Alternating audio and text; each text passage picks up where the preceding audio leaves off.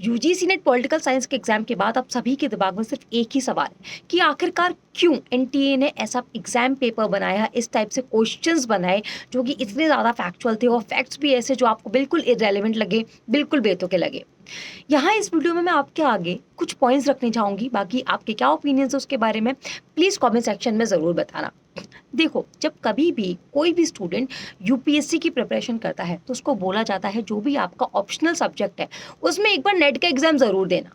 क्यों बोला जाता है? क्योंकि जिस तरीके से यूपीएससी के एग्जाम में फैक्ट्स पूछे जाते हैं, आपकी नॉलेज को चैलेंज किया जाता है कि कितना डेप्थ है आपको उस कंसेप्ट के अराउंड, उस टॉपिक के अराउंड, ऐसे ही नेट के एग्जाम में भी क्वेश्चंस आते हैं। हाँ, अब आप कहोगे कि मैम कहाँ यूपीएससी का एग्जाम है, कहाँ नेट का एग्जाम है, आप कहाँ कंपेयर कर रहे हो? हाँ, मैं मानती हूँ कि नेट का एग्जाम यूपीएससी से छोटा एग्जाम होता है, पर ये उन एग्जाम्स में से एक है जो इंडिया में टफ माने जाते हैं।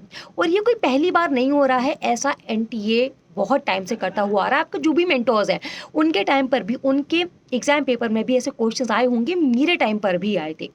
इसकी सबसे बड़ी वजह क्या है? ये क्वेश्चन आपके दिमाग में आता है कि आखिरकार एनटीए ऐसा करता क्यों है? इसकी वजह मैं आपको बताऊंगी। देखो, ये हमारा दुर्भाग्य है कि वैकेंसीज कम निकलती हैं, चाहे हम गवर्नमेंट यूनिवर्सिटीज़ में असिस्टेंट प्रोफेसर की बात करें या फिर पीएचडी के लिए बात करें। इसका इम्पैक्ट क्या पड़ता है?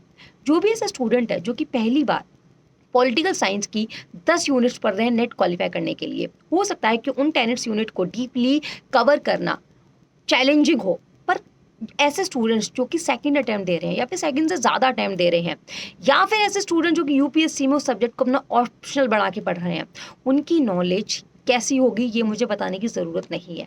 अब ऐसे लोग भी आपके साथ कंपटीशन में नेट में पढ़ते हैं, जिसकी वजह से यूजीसी नेट पॉलिटिकल साइंस के एग्जाम की जो कट ऑफ है वो काफ़ी ज़्यादा हाई चली जाती है। लास्ट टाइम भी 244 गई थी। अब इसी कट ऑफ में गिरावट लाने के लिए एनटीए जानबूझ के ऐसे सवाल पूछता है कि आपके मार्क्स कम हो, जानबूझ के ऐसे फैक्ट्स पूछे जाते हैं। पर यहाँ एक सवाल मैं आपसे पूछूंगी कि आखिरकार ऐसे सवाल कितने होंगे? 10%, 20%, मैक्स टू मैक्स 30%। बाकी के 70% का क्या? क्या आप उनमें एक्यूरेसी अचीव कर पा रहे हो? ये सवाल आप खुद से पूछो। अगर नहीं, तो ये जो 70% की प्रिपरेशन कराने की जिम्मेदारी मैं लेती हूँ आपके जून 2026 साइकिल के लिए।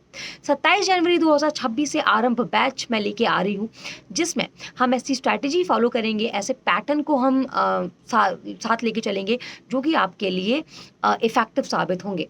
अब मैं बात करूँ बाकी के 30% की, तो इस 30% के लिए भी I try my level best कि वो जो क्या कैच है उसको मैं पता कर पाऊँ। क्योंकि देखो, कुछ तो कैच होगा, अगर क्वेश्चंस पढ़ रहे हैं तो कुछ तो उसके सर पैर होंगे, कुछ तो पैटर्न, कुछ तो बेस होगा। उसी में आई ट्राई माई बेस्ट कि वो भी मैं आपके साथ शेयर करूँ उस बैच में। बाकी डिसीजन आपका है, आपको क्या सही लगता है, आपके क्या ओपिनियन है इस बारे में। और हाँ, एक और बात मैं बता दूं, ऐसे स्टूडेंट जो कि टेलीग्राम से जुड़े हुए हैं, उनकी जो प्रिपरेशन है वो ऑलरेडी पहले से ही शुरू हो चुकी है, क्योंकि इस पैटर्न पे मैंने कुछ क्वेश्चंस ऑलरेडी उनको ड्रॉप करना शुरू कर दिए हैं। अगर आप टेलीग्राम ग्रुप नहीं ज्वाइन किया है तो आप फटाफट से जाके उसे भी ज्वाइन कर लो। Thank you.